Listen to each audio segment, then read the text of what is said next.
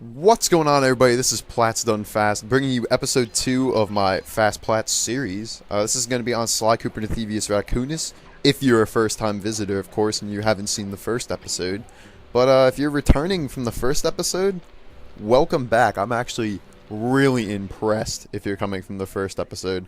I didn't think I'd get anywhere with this, and you know, I'm recording this beforehand, so I don't even know if I did or not. But whatever, it's cool.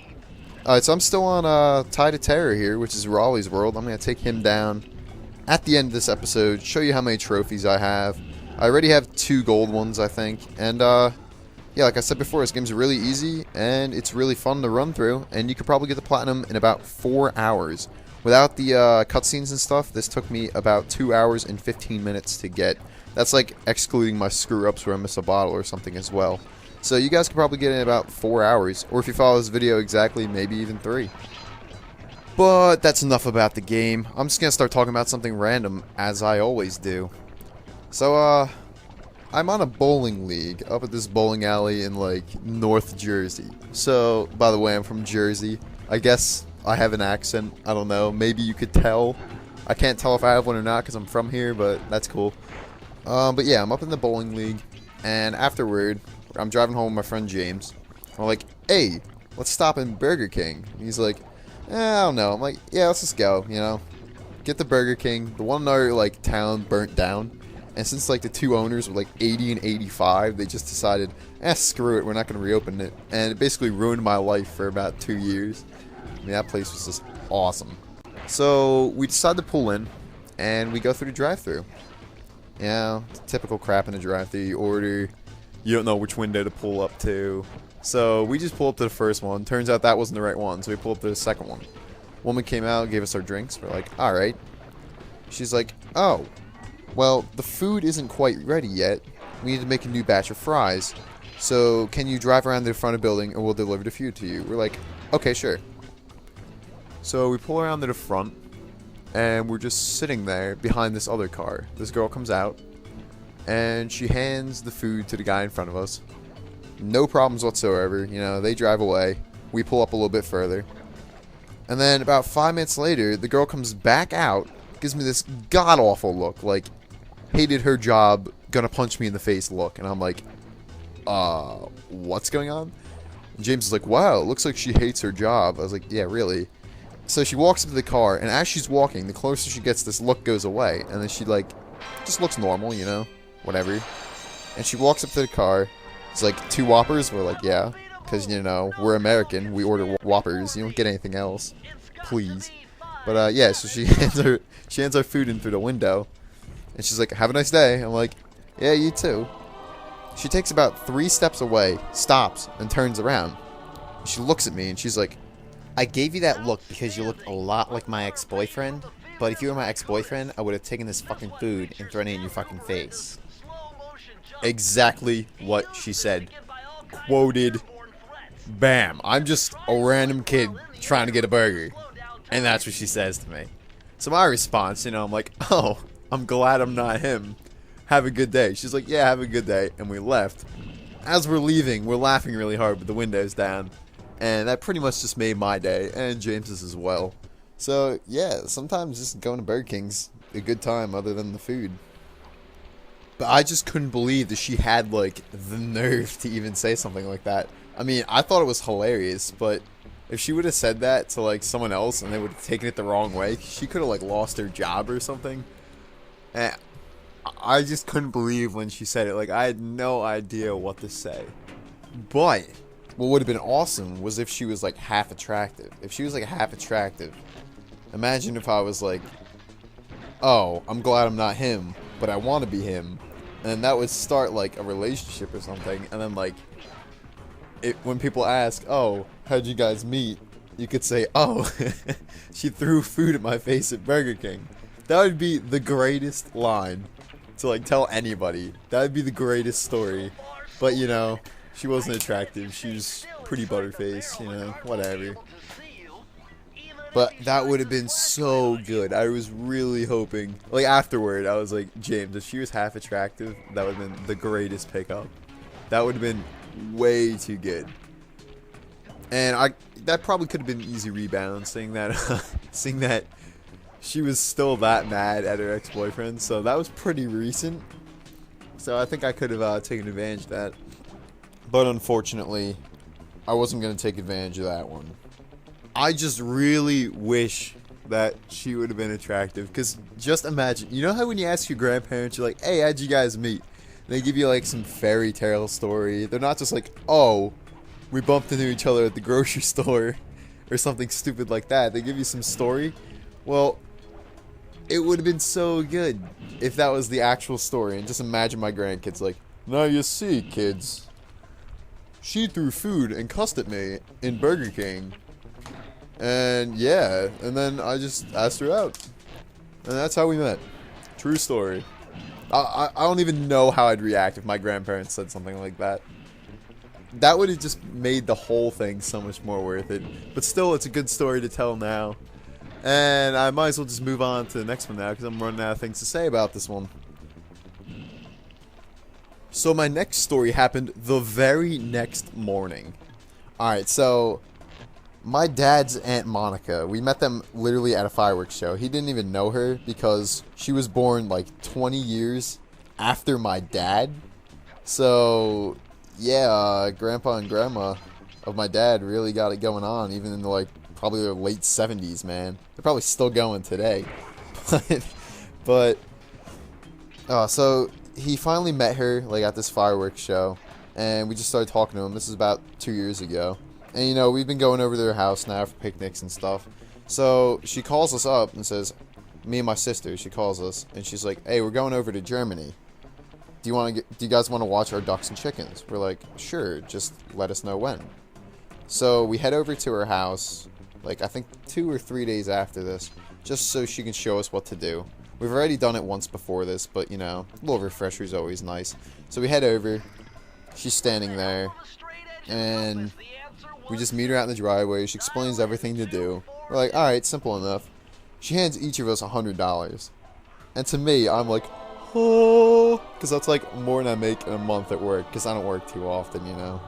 This whole Obamacare thing kind of screwed me over with the part-time, and I lost a ton of hours. But what are you going to do? You know, my boss had to cut back. He can't afford to give everyone health care that works over 29 hours. So whatever. So I get the $100, and I'm really happy. I'm looking forward to it, you know. So the day after this whole Burger King accident, I think it was like the day before the 4th of July, we go and we check on the ducks and chickens. I drove my sister up there because she can't drive even though she's 21. She just refuses to pass the test. Well, it doesn't refuse to pass the test, refuses to take the test. I'm sure she could pass if she put some effort into it, but no, she failed once and she's like, nope, no more. So I drive her up there, and I go right for the chickens because you have to go in the coop and you gotta get the eggs out. I start taking out the eggs, and then she starts screaming. She's like, Chris! I'm like, what? She's like, Chris! I'm like, what? I scream back. And she's like, the door to the chicken's coop is open. I'm like, what? So I go running over there and I look, and the door is wide open. I'm like, are all the ducks in there? She's like, I don't know. I'm like, why didn't you look? Apparently she has some like phobia of animals or something. I pretty much did everything except she carried the egg cartons from the car. So she didn't look. I go in and look. Normally 4 ducks. There's a mama duck that like lays inside on her eggs. There's 2 like puffy haired ducks that just walk around. Like they literally have like puffs of feathers on their head, and they're really cool. But so there's 2 of those, and there's just another female one. Well, I look in the coop. There's 2 of them in there. 1 puffy haired one female one. I open the door, and the mama duck's sitting in there. But there's no other puffy one. I'm like, shit. So best case scenario, I was like, alright, he just walked out the door. It's alright, you know. And then I look in the coop again, and there's feathers all over the ground. I'm like, shit, how am I going to explain to these people that their ducks died because I may have left the door open? I'm like, oh my god, kill me. So I look around the woods a little bit for the duck. It's like right next to the woods. I just looked for him, but of course can't find the duck. So he's gone. He's just a goner. And so the day before that, when I was there, I opened up the door, and I walked like, I fed them and everything, and then when I was leaving, I walked back up toward my car, but I was like, did I latch that door all the way? And you know, me being stupid, I was like, yeah, I'm pretty sure I did. Most likely I didn't, and that door was left open, and the freaking duck died because of my negligence. And I was paid, I just felt horrible, because she was paying me such good money to go over there. For 10 days, she gave me $100. And, you know, it's literally a 5-minute drive from my house, so I'd spend 15 minutes every day. And I really hope it wasn't my fault, but I'm pretty sure it was. And, you know, so I'm a duck murderer, I guess.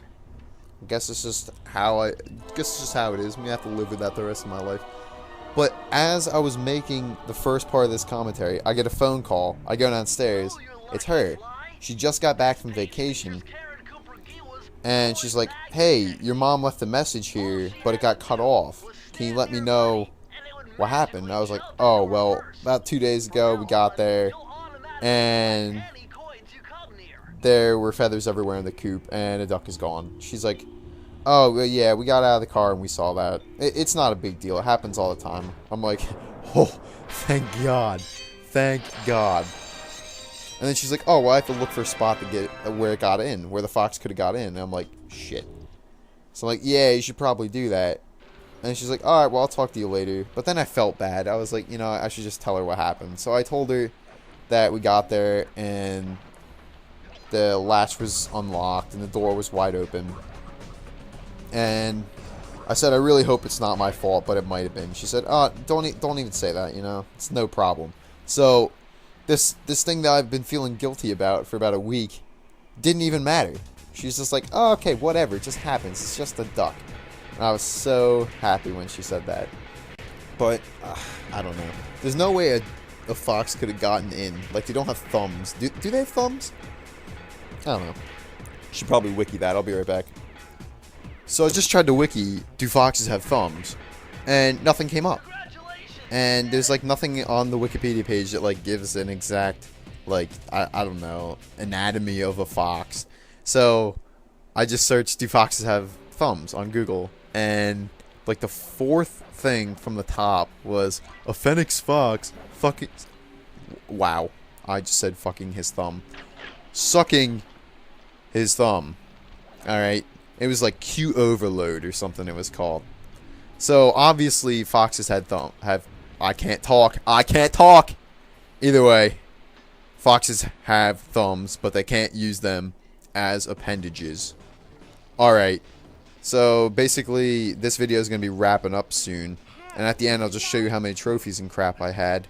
Remember to still look for those little hidden messages. I hide them all over the place in these videos. And by all over the place, I mean in one spot in all these videos. And they're up for like a frame or so. More than the frame. Like, I think it's like 0.1 seconds I have them set for.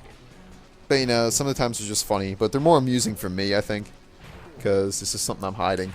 But, yeah, so gotta beat Raleigh here. He's the easiest boss I've ever seen. It's just a joke. He has all this machinery and he's like, oh, I'm gonna kill you by eating flies, getting huge, and squashing you like a little bug. I'm like, why not just make a machine to kill me? Or send a bunch of machines at me? But you know, this is a really old platformer game. And I guess Sucker Punch was just going for more of the humor factor when they made these bosses. I don't know. That's the only thing they could improve in this game. And maybe the length. I mean, 4 hours for a platinum trophy. Come on now. You could have done better than that. But I would still much rather play this than any of the other Sly games. I'll probably get those platinums, but I'm not going to make a series on those. Screw that. Like, they take about 6 hours if you're trying to run through them fast. And I don't even want to show them. That'd be like too much Sly overload. So, I'm definitely not going to do that. I'm probably thinking about doing Black Ops next. Black Ops 1. Because I just like that game a lot. And there's barely any online trophies. So let me know what you think about Black Ops. And right here is how many trophies you should have after you defeat Raleigh. You should have 10 bronze, 1 silver, and 2 gold trophies. So if you enjoyed, you know, give me a little support. If you didn't, then feel free to leave. But I'm PlatsDoneFast, and I'm out.